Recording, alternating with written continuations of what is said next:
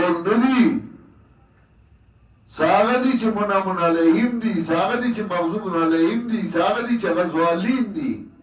ته په مسکه وای بیا وای ټول یو شان دي نو صورت د مضمون په اعتبار دوی څه دي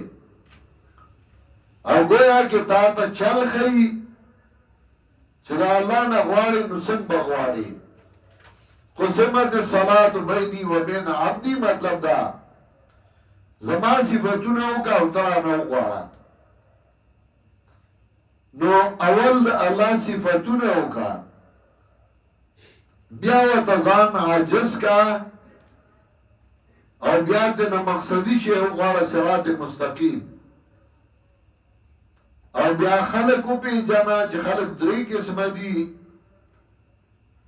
یو هغه دي چې الله په انعام کړل دا غي مرګره شوغي سره ودرېګا دا غي بلا رضا دوه قسمه دا غي نزان او ساته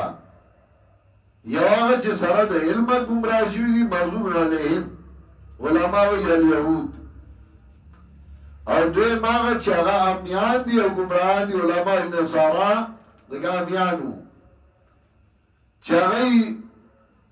جاهلانو او ناپویو اوس یو جمله رالو یو آیت رالو او دا غي مختصر وضاحت کوو